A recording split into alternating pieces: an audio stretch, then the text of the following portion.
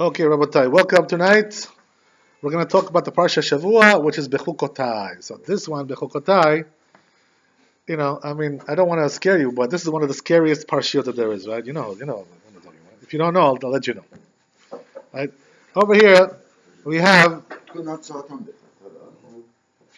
the consequences of a person doing what he does if he does sins. What are the consequences, right? We talked about this last week, 2 weeks ago. We said, right, what are the consequences? If a person does sin, right, is he liable to something? Is he not liable, right? The death and this kind of death penalty. We talk about these things, right? So the truth is, right, that the Torah tells us over here in Bechukotai that if you don't keep the Torah, so the consequences are very, very severe, right? How severe does it get? So it starts out, right, relatively on the mild side. What does that mean? First of all, it tells you, right, if you keep the Torah, so then everything will be good. Good parnasah, good money, good life, everything's nice, good family life, good economy, right? The economy is stupid, everything is good. Remember who said that, right? Bill, right? Yeah. So everything is going to be good. You're going to have children, nice family, happy life. Everything will be good.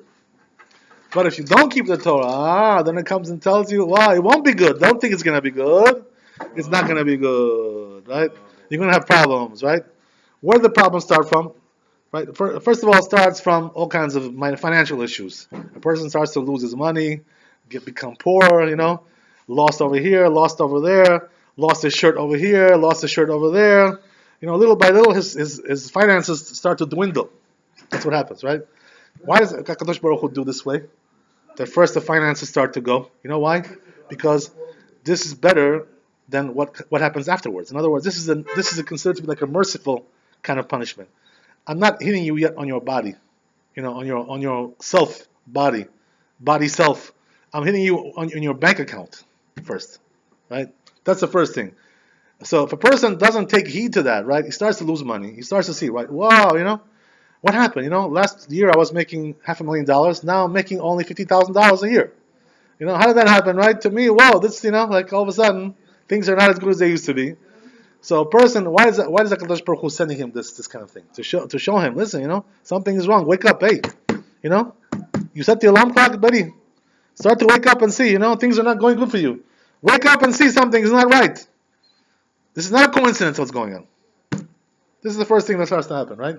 First, he starts to hit him by financial, because this is merciful. Why?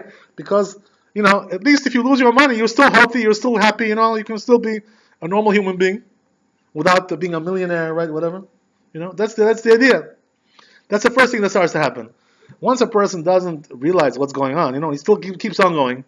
He became like addicted now to his lifestyle, of being a sinful sinner, sinful lifestyle. And he loves it, he's going with his full heart, just loves that. Yeah. Doesn't say anything, full charge ahead, like that, yeah. He can't stop anymore. He's addicted. He can't stop. So Kadosh Baruch Hu says, okay, listen, I tried with your finances to hit you with the finances. Now we're going to start with a different thing altogether, right? Which is what? We're going to start hitting you now with all kinds of problems in your family, your children got sick, this and that, your wife, this, that, right? All kinds of things. Now you have problems in your family, issues, all kinds of, things going on in the family, not going so good, fights, disagreements, this kind of that, right? Okay, all kinds of squabbles, this, that, right? All kinds of things like this. This is what happens. So a person gets hit after the finances, starts to get hit with his surroundings, his children, his wife, his family, things are starting to go bad. You know what I mean? In the end, if he doesn't take heed, right? That's what we're saying over here, right? I'm sorry to scare you, but this, we have to learn what it says. Don't worry about it. So then, right after that, it starts to get on his body, right? Starts getting sick, this, hospitals, doctors, this, all kinds of things, right? Leprosy. Okay. Right? Leprosy, we don't have too much today, it's pretty much an extinct kind of thing, today. There may be some cases, but, it's definitely much less than it used to be. It's almost like non-existent today. Maybe so. They used to have more, much more of those, right, in the old days. But anyway, you don't have leprosy. You don't need leprosy. Today we have so many other diseases, lo aleinu, Shem Yirachem, right? Why do you need that one? Right? We have many other ones also, right? All kinds of things, and they start to come new ones, all kinds that were never before. All kinds of new diseases. This disease, that disease. And people don't wake up. They say, oh yeah, no, everything is normal. What do you think everything is normal? You just got this disease, you got this. You don't want to wake up and start to think, what's going on in your life. So a person starts to get, first of all, he starts to get like small sicknesses, all kinds of small, and then they start to get bigger, more major stuff, heart, lungs, this and that, all kinds of stuff. Still doesn't wake up, doesn't wake up, start to wake up, God is knocking on your door. You know what I mean? This is what's going on. So then, right, if he doesn't wake up from that, now he's already like, in a bad shape, financially bad shape, right? Bodily bad shape, family bad shape. Everything is going down the tubes. He still doesn't want to wake up.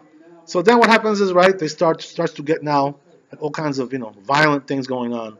Robbers, thieves, bandits, gets mugged, gets this and that, whatever, on his body now. Violence, starts to occur. Got bit by some pit bull, some pit bull came and bit his leg off, You know what I'm saying? You know about that, Mark. Right? Once he gets his jaws on you, you can't get him up anymore. Those pit bulls, you know how they are. You got to be careful with them. That's why the Chazal say, by the way, that if you see a bad dog, stay away from that. Don't get close to them. Because if you may think, oh, let me go and, pet him a little bit, play around, You may wind up, having, your leg locked in. I don't know if it was a pit bull. Yeah. And had his face torn off. That's what happens, Yeah. So that's what they warn us, right? Stay away from bad dogs. What does it mean, bad dogs? That means the breeds that are known to be violent, Yes. Those dogs, stay away from them, We have like, the Dobermans, the German Shepherd. These are, they're dangerous dogs. We have the pit bulls, we have the boxers, we have the Mastiff, Amstaff, this is dangerous. Mastiff. Wait. They eat you alive, these things. They're very dangerous, That's why they tell us, the Chazal, stay away from a bad dog. If you see a bad dog, cross the street, go to the other side and go away. Don't take the chance. Rabbi, I don't mean to Yeah. Jimmy's gonna laugh at us. Remember when 15 of us went to see the first Chuck Norris movie, Eye for an Eye? Me, Kocha, Mamoka, everybody. And we're walking towards Midway, and there was a huge dog coming towards us on the left side of 108th Street. And Gocha was the one. He saw it and goes, hey guys, we better cross. There's a big something. He said some nasty word because there's a big something around. Okay. He was afraid of dogs. Yeah, okay. When he saw this thing, it was like a... Rightfully so. No, we all laughed at him that time. Right. Like you I understand. coward, I understand. But anyway, the truth is that it doesn't have to be a dog, They say that when the people become sinful, even the animals which are not known to be like, violent, they get violent too sometimes. They'll bite you too, Sometimes the person get bit by a goat, bite him, yeah. So we're not safe anymore. He can be bit by, We're not safe anymore. I mean, you gotta be careful. It's not the dog that kills, it's the sin that kills, you know what I'm saying? That's the idea. The sin is what kills. If a plane crashes, love the dogs. If a plane crashes, Yeah. and God forbid, 200, 300 people die, Yeah. that means what? They were all sinners? So let me explain to you what it says, right, regarding that. So as we talked about this, right, and you had a question regarding that. The question was like this. To accept this, but The question was like this. I find it hard not to accept it because otherwise, why would they die? For all what? of them were It's a coincidence. Right? condemned on that one plane? I mean, Let's go into this a little bit, right? This question. So the answer is like this. So the Chazal say, right, even though the death penalty today doesn't exist in the court, right? The court cannot do death penalty today. We're talking about a Jewish court. right. The Goy can do. Yeah, they do. And by the way, they have a mitzvah to do that. Like the fact that they have a death penalty in America, I think that's a very good thing. Because it deters crime, If you didn't have that, It's, it's a very good thing. It's according to Torah, they're supposed to have it. Yeah, but They're supposed to have it. Yeah, I'm not sure it deters it, but Believe me. Otherwise, they would eat each other alive. These people. Believe me. These people. They're very dangerous. Yeah, but if they don't They have to know. If they don't fear it, it doesn't matter. Right, but they have to know. There's consequence for something like that. You can't just kill somebody, and expect to get off scot free. Right. and then you'll be eating in the jail cell for 20 years. Gourmet meals. What kind of thing is that? What kind of thing is that? What Rabbi, kind sensible of people know that they'll wind up either in jail or on death row if they do something horrific. That's but the the deranged people Yeah. that do those things, I don't think they. It's true, but anyway, there is a deterrent there. Whatever you say, right, there is a deterrent. There has to be, by the way. There has to be such a thing done. So the point is, Rabbi, that they say that even though we don't have a death penalty today in the Jewish court, we don't have today. But nevertheless, there is a death penalty from Shamayim, from heaven. What does that mean? No. Oh, No. so much. That means that if a person does a certain sin, even though the court cannot punish him, but they have a court upstairs also, they judge him on that. You understand? They judge him. So if he was, let's say, right, they judged him because he did some kind of a grave sin, So nobody can kill him today, but they have a court. So what happens is, right, if he was set, there are 4 types of death in Jewish law. There's stoning, there's burning, there's the sword, right? And a plane crash. Right. So the question is, right? How does that? Bang your head. And so how does that work, right? Let's say if he was sentenced, right, for stoning, so what's going to be is, right, he's going to die, like, let's say, in a plane crash or a car accident, which is the same thing. You get like bashed, into something, a bashing kind of a thing, You get bashed. Because the truth is, when it comes to stoning, you know how they did stoning, right? Well, they didn't throw stones at him in the beginning. First, they would push him off the building, the roof of the building, and if he wouldn't die, then they would stone him, right? Exactly, to kill him, finish him off. That's what they used to do, So what does it have to? How is the penalty? Two stories. That means it's a 3rd floor, right? It's a third. That's the best height for that. That's pretty sick. Pretty sick. Well, that's the rule.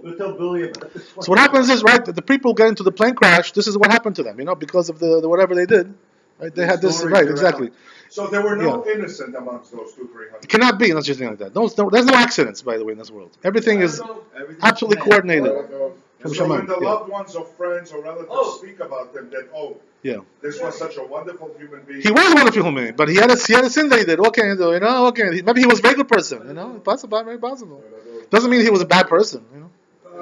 There are a lot of good people in this world. But they did sin. They did some kind of a sin. They did. So what happens is like this, right? Let's say if they were punished for burning, their punishment is burning.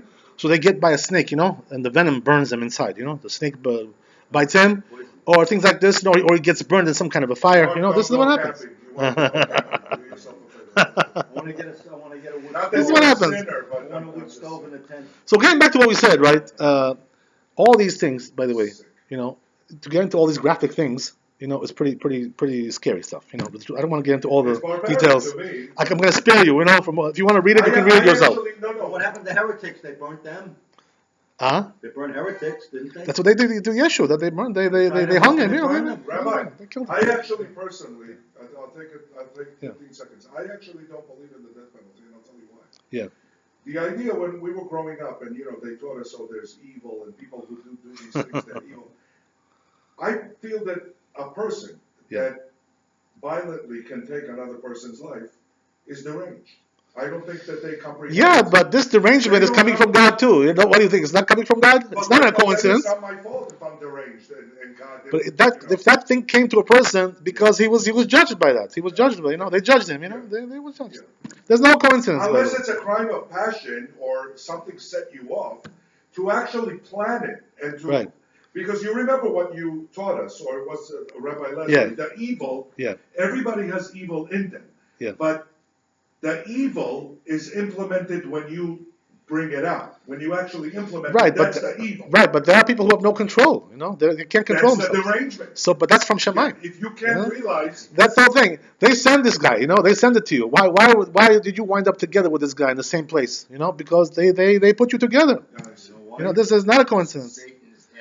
So when Jeffrey Dahmer cut off I don't know who that is. his boyfriend's head or his lover's head, right. And he placed it in a box together with his testicles because he wanted to keep it as a souvenir. Yeah, this is the way it is. What do you think? It's a coincidence? What? It's a coincidence? There's no coincidence in this world. He wanted to plant seeds.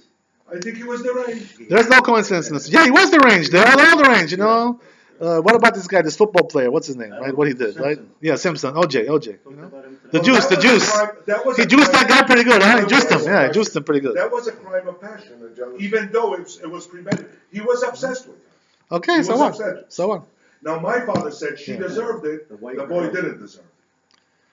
Who? What does he know? Does he know who deserved it? He's God. What is God? Is it like God's place? Well, there are We don't know, right? She was bringing home men and having sex in front of them, in front of the children. That's not the issue. The issue is that he was judged in Shemaim for a certain sin that he did. You know, this is the idea. You know?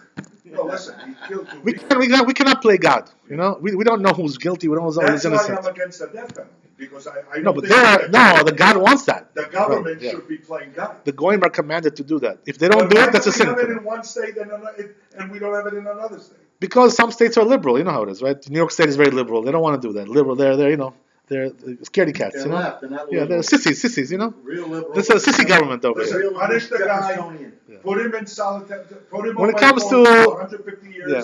let him suffer there. It's more of a punishment. When it comes to you know unborn baby, they don't mind killing him. But when it comes to you know death penalty, a person who was a murderer, they don't want to kill him. This is morality. Right in hell. This is sick morality. It's a sickness. Pets, but, you know, Very butcher sick, you know. babies.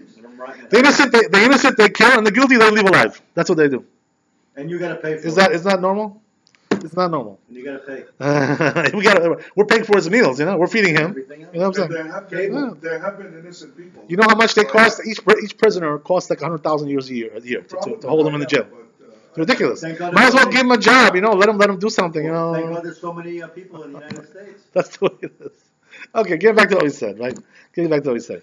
So Rabbi, in the end, by the way, it gets you know very very. What happens is that the enemies start to come and attack the Jews because of the sins.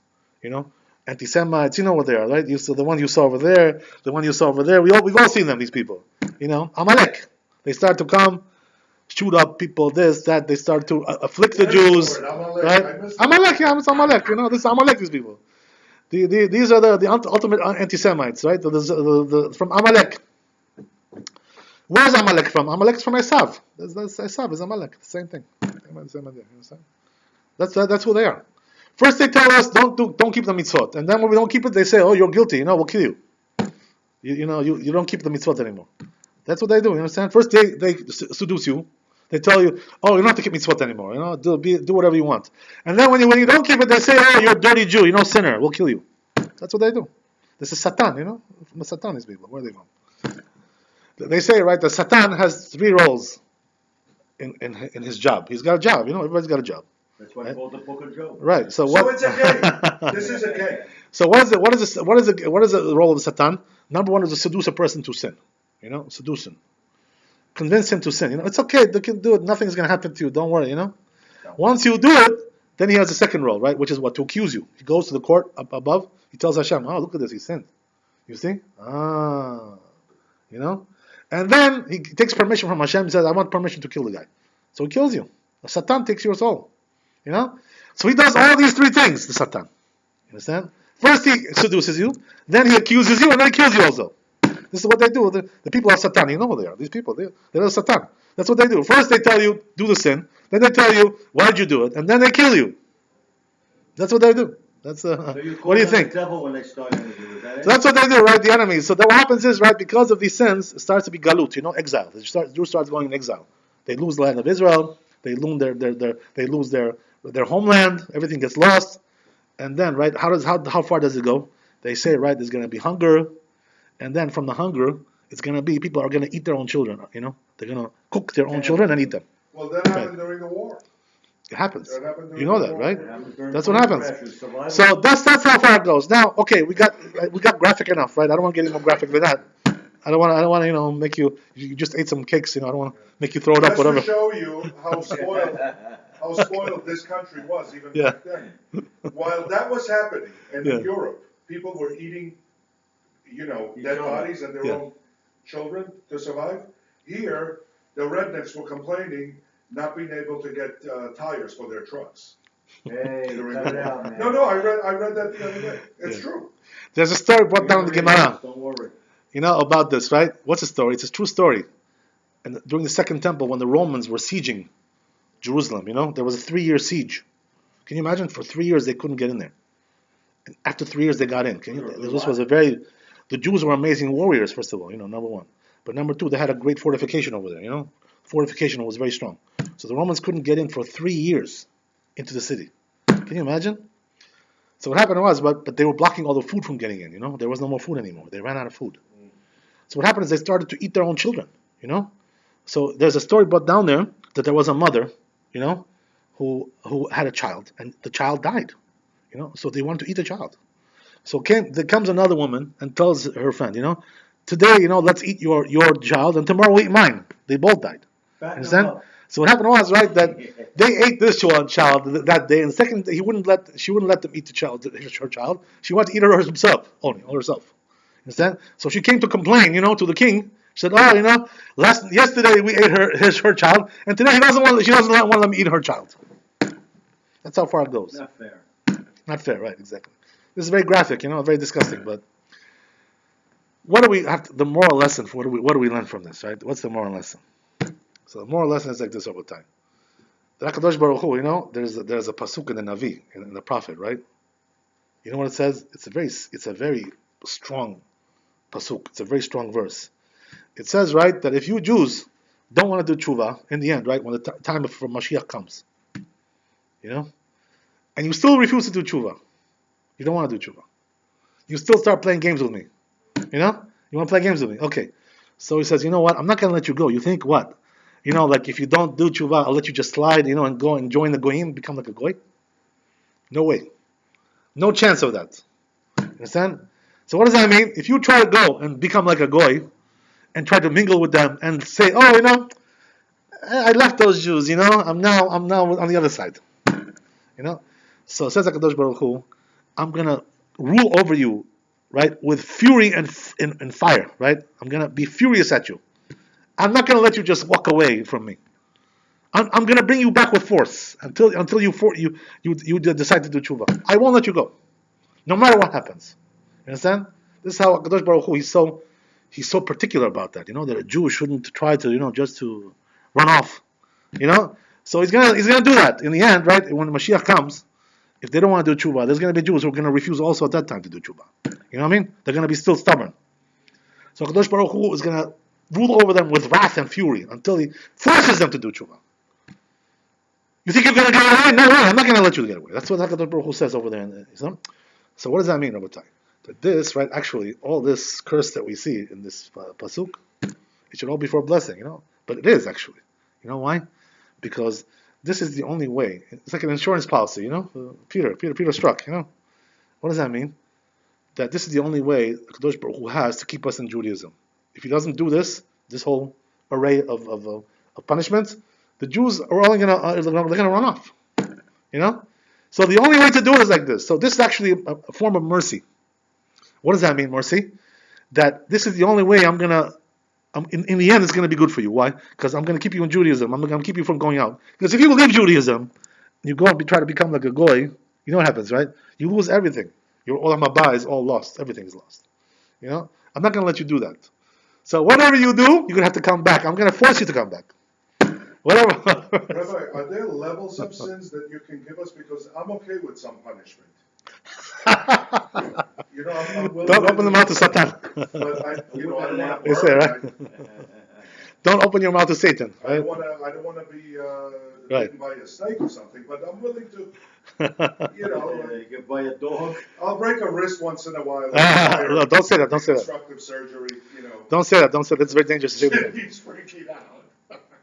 You're gonna come in next week with no arm. So, he doesn't know I'm actually serious. That's the problem. That's all they're serious. This is actually, Rabbi, this is actually the greatest form of mercy, this whole thing. You know why? Because HaKadosh Baruch Hu wants to do good for us. And therefore, he's telling you, listen, you're my son. I won't let you go, I love you. Yeah, but why? No matter what happens, you're gonna come back. Why be so vicious? Why? Because this world is only temporary. We're only here for 100 years, 70 years, 80 years, 90 years. We're gone. This world is only for the next world. The next world is where the reward comes. You know what I mean? The pleasure, the real pleasure comes in the next world. Coming back as a chihuahua or as a squirrel, I won't even know that I'm myself.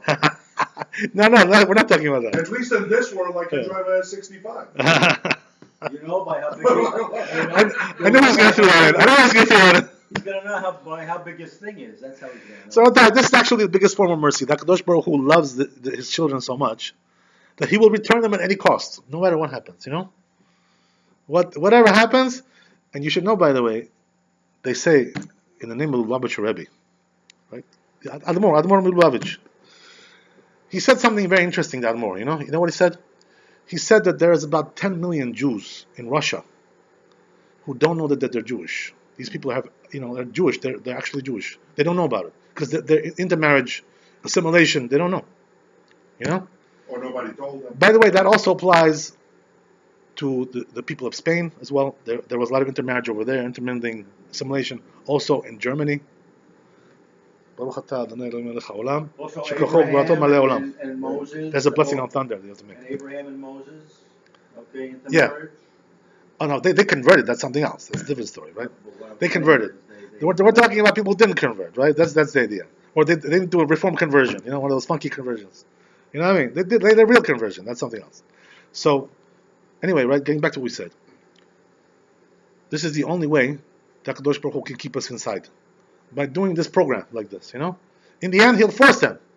That says, right, he'll take them out to the desert. Those ones who still refuse to do tshuva. Once Mashiach ben Yosef comes, he's going to have opposition. They're going to be against him. They're going to say, who are you to tell us what to do? You're a fanatic, ultra-Orthodox fanatic. Who are you to tell us what to do?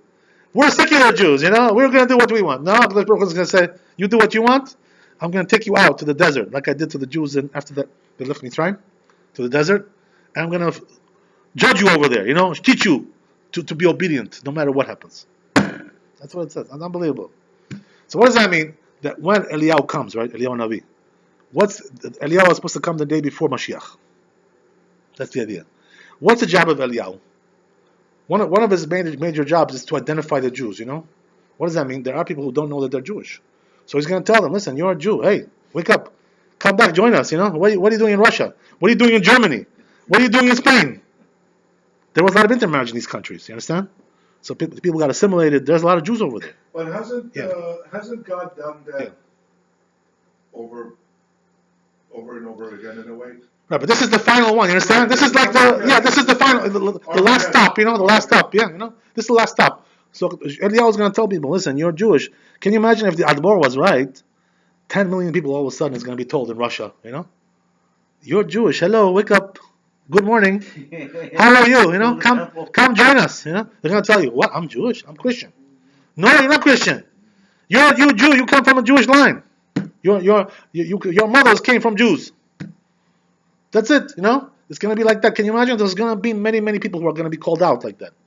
And there's also going to be, right, Eliyahu is also going to tell people, you come from this tribe, you come from there, everybody's going to get their own assignment because according to what tribe you come from, you're supposed to live in a certain place, right? Geographically. It's a division, You get this area, you get this area, everybody gets a different inheritance. Immigration again. That's the way it is. Immigration again, right, exactly, yeah.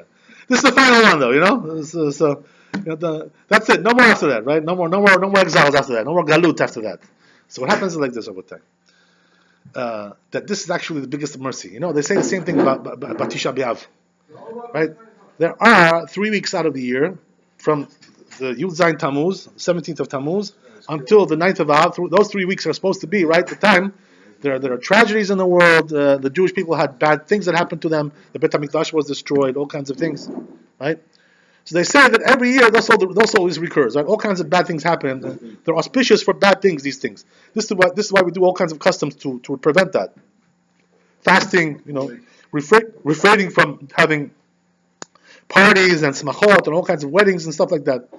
So they say, right, that there's actually those 3 weeks that we have, that the Jews are being punished, and their mazal is not so good, their luck is not so good. They say that this is the best thing for the Jews. When Mashiach comes, the Kadosh Baruch Hu is going to show them, listen, if I wouldn't have done all these punishment that I gave you, during those 3 weeks, and all these things which are written over here, if I wouldn't have done all that, you wouldn't have now had the merit to get what you get now, the final reward, for all the things that happened to you. Why is that? Because a Jew gets rewarded for being punished. What does that mean? That he gets cleansed from his sins.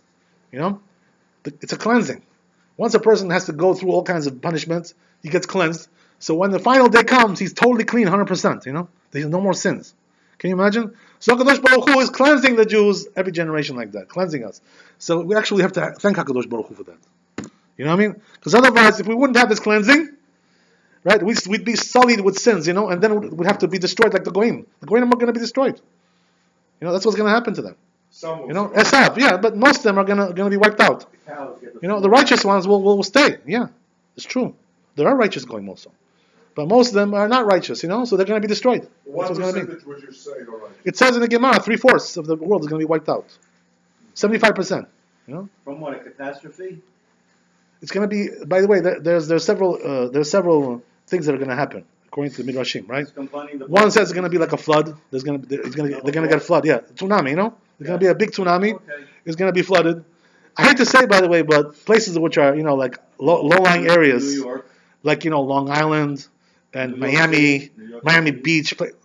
Oh, you don't want to be in a place like that. So Airbnb swap property. Understand? So there is gonna But, be. This uh, coming from the yeah. prophecy or what? I'm sorry. Is this coming from a prophecy? Yeah, this is in the Midrash. It says right that there's also going to be some kind of a very big war, probably nuclear war. There's going to be, because it said right, there's going to be a war between Russia and Europe, right? There's going to be like a nuclear war there. Yeah. What about us in, The Russians have nukes, man. They can blow up the whole world. That's what they're going to do. So do we. That's what it says. You know where it says that? In Yalkut Shimoni. You know the Midrashim. They're going to come, the Russians, and destroy the world. Chernobyl again. Can you imagine? Chernobyl, on steroids. Forget about Chernobyl. Chernobyl is nothing, right? That's like a cakewalk. Duck walk, it's a piece of cake. When I ran You know? into There's glass. nothing. So, but the Jewish people are going to survive. You know why? Because we have been cleansed from our sins. The other nations have not been cleansed. They go on with their sins, they don't, they tell you, Yeshua forgave you, don't worry, he died for you, Yeah, right. Yeah, back on that, we'll see what's going to be with you when the time comes, You're going to have those fantasies in your head. He forgave you, he died for you, Believe me, you're going to be dying for yourself if you believe in that nonsense. Does this have to do with anything with the planets? Oh, yeah, there's constellations, Mazal, Is there going to be a planet? Yeah, it's a shift of planets. There's a shift going There's on. going to be something going on with the planets. Yeah, for sure, Planet yeah. X and Nibiru, For sure. whatever we call They it. say during the flood, by the way, right? Noah's The flood. planet will be close. How did HaKadosh Baruch Hu, how did HaKadosh Baruch Hu bring the flood? He shifted a few constellations, from one place to another, and that brought the flood. By the way, they're also waiting for this. Okay, let them They're wait. waiting for the rapture. They're waiting for this, but We're all waiting. you know who they're waiting waiting for the second coming. Yeah. Okay, let them wait, Let them wait. Let's see what's going to happen to them, We're going to I'm see. just saying. You know what? We know what's going to be, right? Their destiny is going to be just like him. Whatever they did to him, they're going to wind up the same way. That's going to be. That's what's going to There's be. going to be one God, so it doesn't matter. Is that That's it. correct? That's the idea. Only one God, right? On that day, Hashem will be one, and His name will be one. That's the idea. And all Okay, will what know- time? And all will know it. So actually, right, I want to tell you, right, that this is actually a very good thing. The Kadosh Baruch Hu. Why? Because He's giving us the merit to survive in the world to come. That's the idea. When Kadosh Baruch Hu shows us, right, what the reason is that all these things happen, we're going to be so happy about it. Can you imagine? All right, so they say that there's going to be, wait, hold on. Yeah. They say that there's going to be 70 Even David will be happy. They say that there's going to be 70-pound rocks, Yeah. meteors, hitting the earth. The hail is going to come. Yeah, the hail is going to Thousands come. of them within Yeah. a half an hour. That's what happened to That's going to Paro. cause tsunami. Okay. But Okay. you can't survive the meteor shower because if you get hit by 70 pounds of a meteor, Well, you're yeah. gonna die. Okay. That's pretty graphic. Okay, I can tell you. But anyway, right? Okay. The idea is like this, Abotai. That this is actually a form of a kindness that Kadosh Baruch Hu does this for us. And when the time comes and He shows us all the reasons why He did all this, we're going to be the happiest people, happiest campers in the world. We're going to say, if it wouldn't have been for that, now we'd be like, gone. We'd be gone with the wind, gone with the. Right? That's the idea. We have to run to the hills. What's the word? No, because you know why? Because whoever's in Eretz Israel is higher than all the lands. So over there, there's not going to be any flood. But we're here in New York. Yeah, but we're going to be there. Now we're here, but then we're going to be over there. Well, there is no How am I mark. going to be there? Well, how am I going to be there without a pass? Hashem is going to take you there. Don't worry. He's going to find His way to take you. In death, you mean? They're going to charter some 747s for you. Don't worry. Death, you mean, right? No. We're talking about life. Being alive. Yeah, if you were alive at that time. So going to Israel. If you were alive at that time. David- Okay, what time? So actually, right, this is actually, You can move I want to tell you something really funny, right, about this, right? That these curses, they're so powerful, they say, right? They're so powerful, these curses, that there is also concern about what? When you come to Beit Knesset, we're going to be coming this week, right, to Beit Knesset, right? They're going to be reading these curses. So there's several customs regarding this, right? It brings down the Gemara regarding that a person has to be careful. What does that mean? That if a person who hates you, right, is reading these curses, maybe he'll mean it on you, So he says, be careful. They have to be careful about that. Careful what you. What does that mean? That a person, right? Let's say, I'll give you an example. Let's say, right, that the one who reads the Torah on that day, that person doesn't like you. He's your enemy. Doesn't like you. They say, don't go up to read the Torah for that aliyah. Why? Because he's gonna have his mind on you when he reads those things. So they say, right, be careful. Don't go up to the Torah for that reading if that person doesn't like you. Is it a Kamishi, I think? It's gonna be Shlishi this week, this year. Sometimes it's going to be Chamishi. You're right, because we're not doing it together. We're two parshiyot together. Okay. Since we're doing separate, right? It comes out to be Shlishi. So you're allowing. So what you're saying is you're allowing the devil in. No, well, he's allowed. Yeah, he's allowed to come in. So, right. So what they say is like, be careful. So what the custom is? Because of that, the custom is who goes up for that reading? Rabbi. The rabbi goes up, right? Exactly. He knows. He comes. Right? What's the reason why the rabbi goes up? Because they say, right, the rabbi should take it upon himself. Be the adult in the room. Like as captain of the ship. He doesn't leave until it sinks. Whatever. So the rabbi should be the big man. Be the leader. Right? Be the leader. Be the right. Go up there and take responsibility. So what does that mean? That the rabbi shouldn't be afraid of that. Why? Because he himself, is the rabbi of the congregation. So that shouldn't, Yeah, exactly. His merit will protect whatever. There's a merit of the rabbi. So he's the one who goes up. That's the idea. There's also another thing that they do, right? In order to have a little, to prevent, right? Soften up, right? Exactly. That's the word. You know what they do? Soften the curse. When he reads the curses, the Baal Koreh, the reader, he reads it quietly, right? He lowers his tone. Because usually the Baal Koreh is reading loud, like an opera. You know what I mean? But here, he's like, he murmurs it, That's what he does. Why they do that? Because they shouldn't make it like to look a public spectacle, like the curses are being like shouted out loud in front of the whole community. Die and go to hell. That's how it's not nice to yell like that. You know what I mean? That's not nice to do that. So therefore they soften it up like this, right? That's the idea, So a person has to know, right, that everything has a consequence. When curses are uttered, that has consequences. So a person has to be careful. No matter who says it, if that person doesn't like you, he may be thinking about you. So what does that mean? That a person who's reading, right, the Baal Koreh, who's reading this parsha, should have not in mind anybody, right? Just to do the mitzvah of reading it. That's it, Don't think about people now. Oh, this guy don't like. What kind of thing is that, right? That's very irresponsible. You know what I mean? The person has to be careful, because it all goes according to the kavanah, according to what you think. That's the whole idea. Okay, so we got that, Rabotai. We got the idea. Now to be a little bit Pirkeh Avot, something a little bit lighter, right? This is a little bit too heavy for us, maybe, right? I don't want to knock you guys out, Technical knockout. I don't want to do technical knockout with you. So let's do something a little bit lighter, a little bit more happy. So it says over here in Pirkei Avot something really nice. It says, right, that we talked about the Talmidim of Rabbi Akiva, right? This time of year is about them. Rabbi Shimon ben Yochai was one of them, by the way. Also, this is about him. This time of year, right? This is what we're talking about now. So we have to understand, right, that there's always in the Torah, there's a chain of command. There's a tradition that comes from one rabbi to another. The Torah gets transmitted from one great sage to another great sage. So it tells us over here, the Pirkei Avot, the way it was transmitted is like this, right? Rabbi Yochanan ben Zakkai was one of the great Tanaim, right? One of the first generation of Tanaim. So he himself, his Talmid was who? Actually, it says over here, right, that he had 5 Talmidim. But the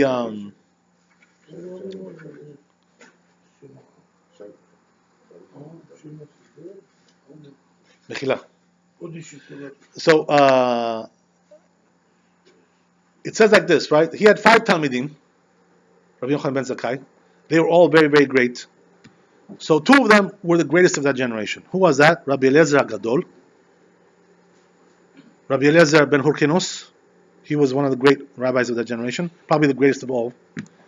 And then there was Rabbi Elazar ben Arach, who was also, right, we're going to see, he was also considered to be very, very great. So they say, right, it says in here in Pirkei Avot, in the second parak over here, they say that if you put, Rabbi Elazar was so great, if you put on the one side of the scale, right, him, Okay, and then you put on the other side of the scale all the other rabbis of the generation that he had. He outweighs all of them. He was much greater than all of them combined. Can you imagine? Such a great scholar he was. Then comes and says, right, in the name of Abba Shaul, a different opinion. It says, no, not like that. That if you would put Rabbi Eliezer and all the rabbis on one side of the scale, and Rabbi Elazar ben Arach on the other side, he would outweigh all of them. So the question is like this, right? Why we have this machloket over here? Everything is machloket, This is also machloket. What, they don't agree who's the bigger rabbi, So what, they don't know who is more knowledgeable? What's the reason why we have this machloket? That's the idea, right? So this is one of the basic principles of the Torah, studying Torah. We have to understand, right? That there's two types of chachamim in this world, two types of scholars that we have. So it tells you, right, in order to understand, it tells us like this. That Rabbi Eliezer, what was his great quality that he was considered to be so great like that? Rabbi Eliezer, by the way, he was the rabbi of Rabbi Akiva, right? He was the main rabbi of Rabbi Akiva. So he was the one who transmitted the tradition from that generation to the next generation. And then Rabbi Akiva was the rabbi of Rabbi Shimon ben Yochai. Right? So these were tremendous scholars, of the greatest of all times, by the way, these scholars. Nobody was like them, Something can't even fathom, right? So it says that Rabbi Eliezer, what was the quality that he had that made him so strong? So he said, what it says like this? It was this, Bor Sud Sheno Me'abed Tipa. What does that mean? He was like a pit, you have a pit of a reservoir of water. In those days, by the way, they had private reservoirs. Each one has a little pit in his house, and they would take the water from there. They didn't have like a central tap like that, where everybody gets from the tap. Everybody had like a reservoir in his house. They used to cover it, and then when they needed water, they would open it up and draw water out of there, right, with a bucket or whatever, or the hose, whatever it is, right? That's the idea. So what happens is like this, right, that Rabbi Eliezer was considered to be like one of these pits that's lined with plaster, doesn't lose one drop of water, whatever you put in, that's what comes out. Doesn't lose any water. Right? So, by the way, this is what's going on with the mikveh now. They're opening the mikveh pretty soon, right? So that's what they were worried about. That the mikveh was losing water a little bit. So, I told him, by the way, he came to me, the president, yesterday, and he said, can you check, that we're losing a little bit water there. So is that okay? So I told him it's okay. Why is that? Because halacha says, right, according to the big rabbis that we checked, it says over there, Morin Rabbeinu Maran, he says he also has a tshuva on that if it's losing water, the mikveh, right, but it's not recognizable, the naked eye cannot see that the water is coming out, it's just like a small, a loss, which a naked eye cannot notice that. So it's considered to be kosher, Because the truth is that there's no mikveh that doesn't lose any water. No such a thing like that. Every mikveh loses something, Especially in the old days when they were made out of dirt. They didn't have like, concrete and, this kind of stuff. They didn't have stuff like that. Or, or whatever. So what I'm telling you is like this, right? That Rabbi Eliezer was considered to be like that. Doesn't lose any water. Doesn't lose one drop of water. So what does that mean? That means that all the Torah that he learned, he didn't forget nothing, Everything was like 100%. Not one word of his Torah was forgotten or like misconstrued, or mistaken, or some kind of like inaccurate transmission. Everything 100%. And he got the whole Torah, he was lacking nothing, Rabbi Eliezer. He was a perfect scholar, from A to Z. Whatever you want to ask about, right? Bible, Mishnah, Talmud, Halacha, Kabbalah, Midrash, everything he knew 100%. Nothing was lacking. This was the strength of Rabbi Eliezer. Right? When it comes to Rabbi Elazar ben Arach, right, the other guy that we're talking about, what was his strength, right? So says the Pirkeh Avot, his strength was he was Mayan Midgaber. Right? What's Mayan Midgaber? In Hebrew, this means, right, a wellspring which gushes out, gushing wellspring. That's the idea, right? So what does that have to do with the Torah? What is knowledge, Torah knowledge? So this is what they call somebody who is maybe not so learned like Rabbi Eliezer was, but a person who can take one piece of information and adapt it to a different location. In other words, he can learn one thing from another. He does derivation. He knows how to derive. Takes it from over here, from these laws, and takes that principle and applies it to a different place. A person who's able to like transfer over the wisdom and adapt from one place to another and make novel ideas, chidushim in Torah. This is also considered to be something very great. That a person is sharp, very sharp-minded. He takes a principle over here, moves it over there, and he solves problems like that because there are things which people are not sure about. So with his great sharp mind, he's able to to derive from here and go over there and here, transfer over because he understands very deep the reasons of the halachot, the reasons behind the halachot. So now we understand, right? Why did one opinion say Rabbi Eliezer was the greatest? When it comes to knowledge, he was the greatest, in terms of his, the transmission that he had, 100%. But when it comes to, sharpness, this rabbi was the best. Rabbi Eliezer ben Arach. Understand? This is the idea. The same thing also was brought down in the Gemara, Masechet Brachot, right? It says over there, Tractate Brachot, that there was two great scholars in that time, right? Which was a later time. These were Tanaim, earlier generations, right? By the way, when these Tanaim were alive, the Bet HaMikdash was still standing at that time, right? Right, exactly. The Bet HaMikdash was destroyed during the lifetime of Rabbi Akiva. That's when it was destroyed, when he was alive, right? So what happens is like this, right? That comes the Gemara, and also it says there was two Amoraim over there, not Tanaim, Amoraim, right? The Amoraim are scholars of Bavel, of Iraq, where the Talmud was written, right? So over there was Rava and Rav Yosef, right? So it says, right, Rava was Sinai, and Rav Yosef was Oker Harim. So this is the same idea that we just explained, right? Rav Yosef knew everything. He had masterful knowledge from all the things, all the Braitot, all the things, all the traditions, masterful.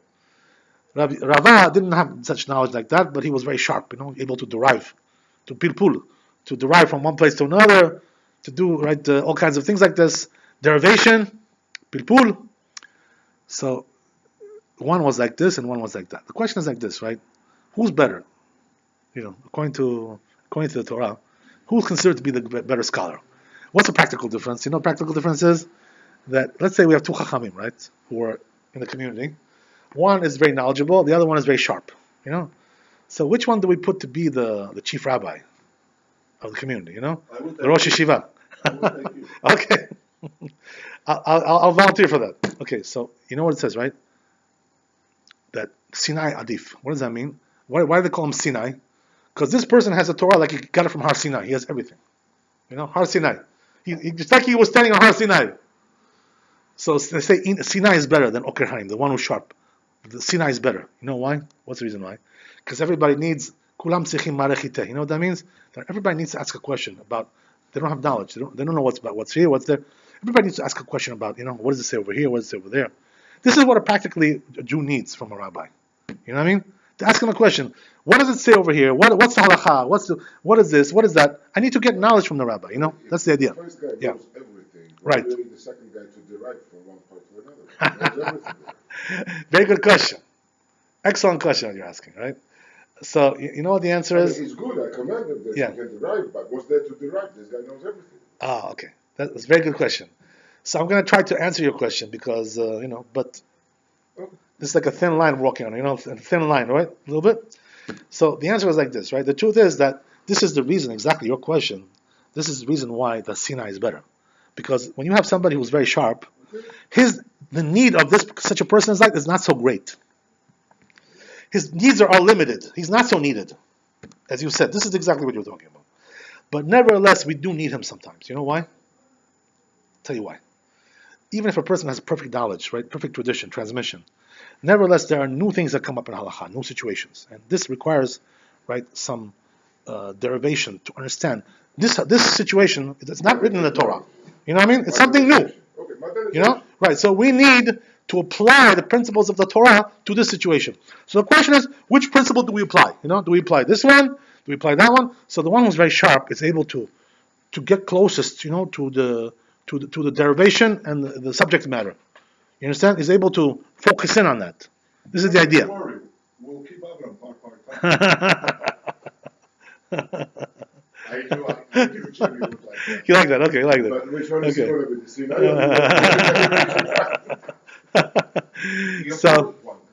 So the idea is like this, Rabbi. That we'll talk about that later. That's a different discussion, right? It's a private discussion. Off the air discussion.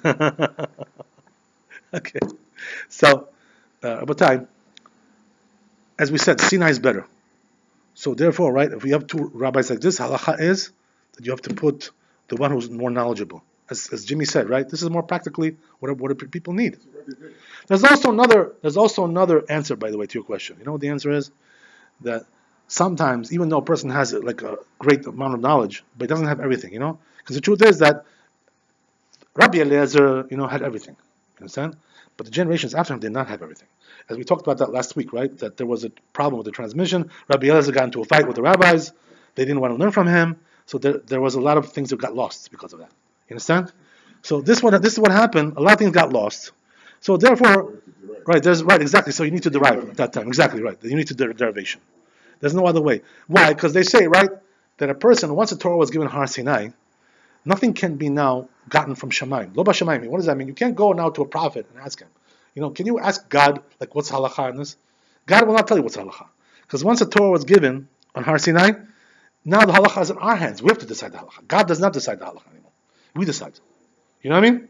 So therefore, right, that's the idea. So derivation is still needed in order to retrieve. They say, by the way, this is exactly what happened in the time of Moshe Rabbeinu. When Moshe Rabbeinu died, they say that there was 300 halachot that were lost. That they forgot them. So when Yoshua took over the reins, there was 300 halachot they didn't know. And they were asking questions. No, what's halacha? I don't know. Yeah, Moshe Rabbeinu taught us, but we forgot. Forgot those halachot. So what they say, right? That there was one big scholar over there, right? His name was Yavetz. They used to call him Yavetz, from Shevet Yehuda. So with his power of derivation, he was very sharp, He was able to retrieve those 300 halachot, with his power of derivation. Why? Because we cannot go back and say that, okay, you're a prophet, ask God. No, God will not tell you. Once the halacha was given, now it's in the hands of the rabbis. That's it. No more freebies. No more, being fed with a silver spoon. Now you got to work to get the halacha. That's the idea. Lo b'Shamayim. Also, right, there's another interesting thing is, right, that nowadays in our generation, there are some rabbis who want to say that, more thunder, right, they want to say, but we don't bless anymore, right? One time we only bless. If you want to bless, you can bless, but if you know the blessing. Okay, that's also good. So, there are some rabbis who want to say, in our generation, that nowadays, the one who's sharp is better in our times. Not the one who was the knowledge. You know why? Because they say, listen, now everything is written down in books. We have books now. In those days they didn't have books. You know what I mean? They only had the Bible was written down in the books, but the oral Torah was only transmitted orally. You know what I mean? So little by little they started to write down the oral Torah because there was no choice. It was being forgotten. This is the reason why. Right? What does that mean? When there's no choice, we break the Torah. What does that mean? The Torah tells us not to write the oral Torah. But if we have no choice, we're going to forget it, so we have to write it. We have no choice. So we have to break the Torah in order to keep the Torah.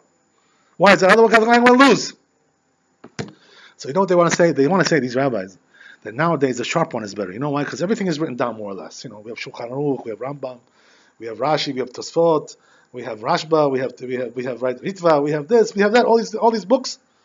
So we don't need so much anymore, to have the knowledge. The sharpness is the most important thing now. You know what I mean? To be able to make decisions, to render decisions. But the truth is that most poskim, until this day, they say, right, the one who has knowledge is still better. You know why? Because even though we have books, as we said, number one, not everything can be written down. The oral Torah can never be written down. It's too big. It's too vast to write down. You want me to tell you, right, how vast it is? Right, I'll give you just a little bit of a remez, illusion here. The illusion is like this, right? My Rabbi, Shalom, who was the greatest scholar of his generation, he was Sinai, by the way. He knew Torah like he got it from Har Sinai. That's the way he was. Everything he knew. There was nothing he didn't know. So, how great was he, by the way, if you want to know, right? Just to give you a little right?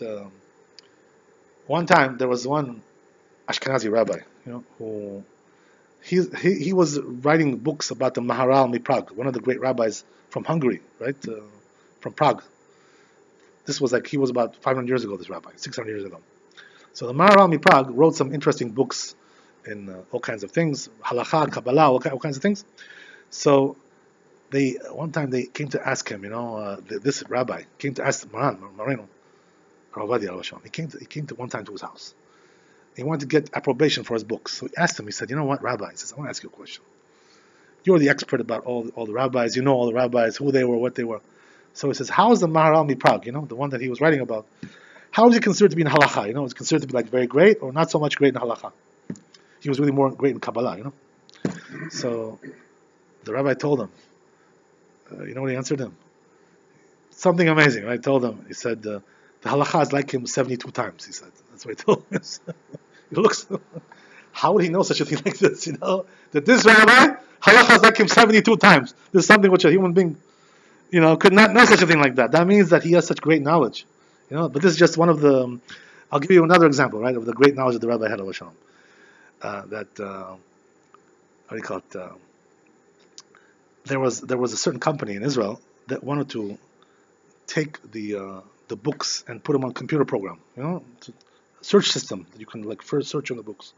I have that program, it's called Bar-Ilan, So that program, Bar-Ilan, they asked the rabbi, they came to the rabbi and said, can we take your books and put them on Bar-Ilan, also? They have to get permission, copyright permission. Can we put them? So the rabbi told him yes.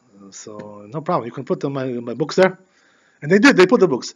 So they came there and told the rabbi. He says, we did a search on the computer, and we found 109 times this thing that you say over there in your books. How many books did he write? The rabbi wrote 54 books, right? So he told him. He said no. He said no. It wasn't 109. It was 111 times. I wrote that. No. He told him, So he knew about the computer. There was also another funny case. You know what it was? There was one great rabbi from Bnei Brak, Rabbi Wazner, another great posek in the generation. So one time he came to the rabbi, and he started to speak with him about something. They were friends, So Rabbi Wazner, he tells him, he says, what do you say about this, about this halacha? Ask him a question. So the rabbi answered him. He said, I saw in your books. He also has books that he wrote. I saw in your book that you wrote like this. I saw in your book like that.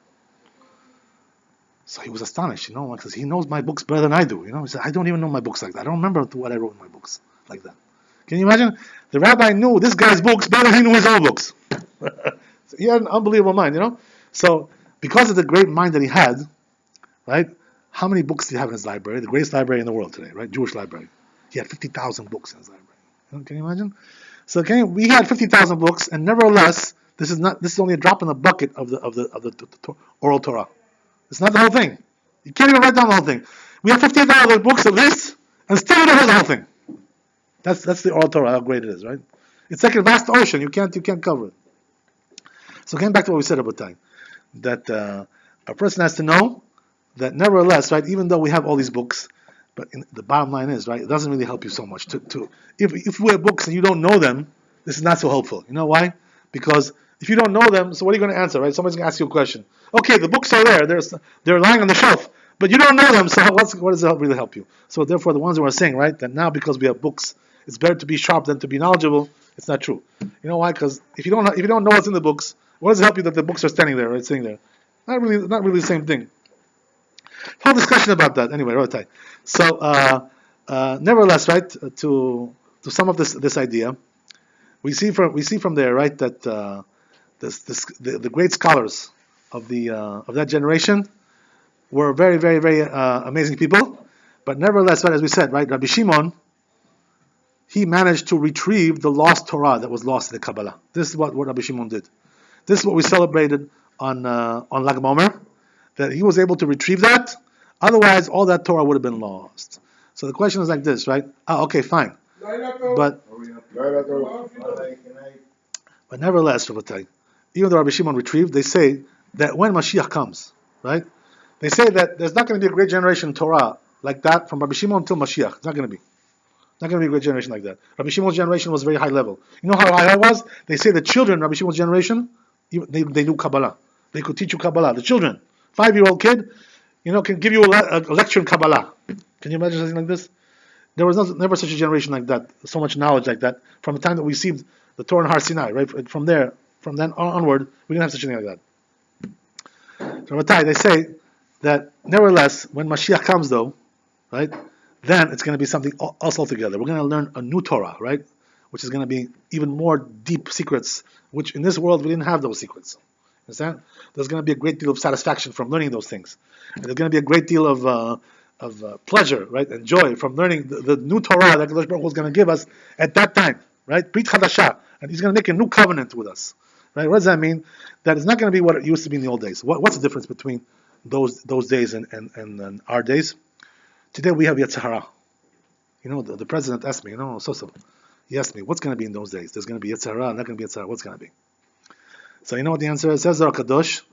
Once the Mashiach comes, the Yetzer Hara is going to be killed. Satan is going to be wiped out, right? But nevertheless, it's going to be a little bit Yetzer Hara left over. For what?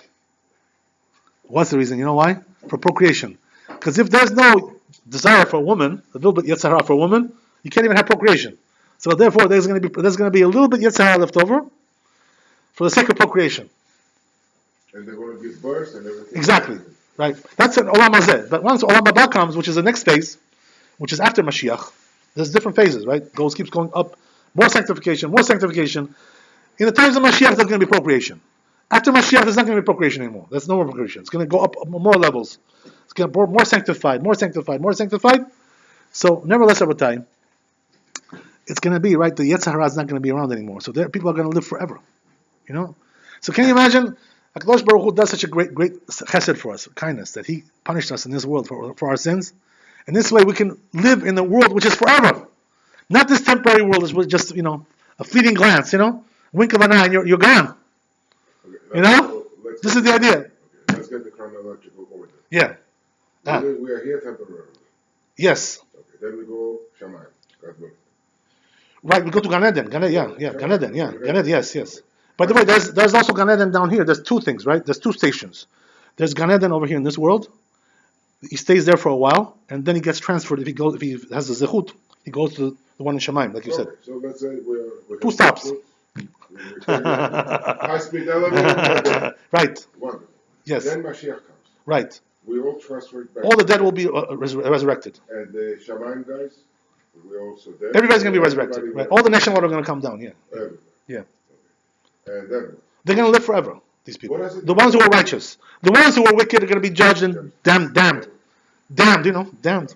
But wasn't the world created for 7,000 years? So 6,000. Right. This is Olam Hazeh. Yes. Olam Hazeh is 6,000 years. That's it. Yes. Olam Hazeh, what's this Olam Hazeh? It's the Shemaim? This world. This one. Olam Hazeh. Okay. But Olam Haba is forever. That's the Not idea. 1,000 years. It was Forever. No time limitation. Just like God is timeless, He has no time limitation. God. We're also going to be like that. You understand? We're going to have no time limitation. Live forever, and you're going to have worlds also, not just to own one house, in the gardens or somewhere, Long Island or in the Hamptons or or in the Palm Beach, right, West Palm Beach. Not like that. You're going to have a whole world to yourself. A whole world to yourself. So Olam Haba is much greater. You understand? You'll be like a God yourself. That's the idea. You can create. God, Yeah. so something's coming down and going to make us our own God. That's the idea. And we will have to have our own slave type of thing. Right. Them like they did to us, like humans. There's gonna be, right, for every Jew is gonna have 2,800 slaves. 2,800. Working for him. Those are the righteous ones. Now, Rabbi, with Yeah. all due respect, Yeah. I have the ultimate question. Forget about us, the mere mortal. Yes. You yourself believe all of this unequivocally. You have no doubts. If I don't believe you, take away my license. Take away my license. I'll go into retirement. Thanks for coming. God bless you. All right. Thanks for coming. I wanted to leave it on a hopeful note, right? We don't want us to leave it on Jimmy wants to ask you the no, Are we going to see this?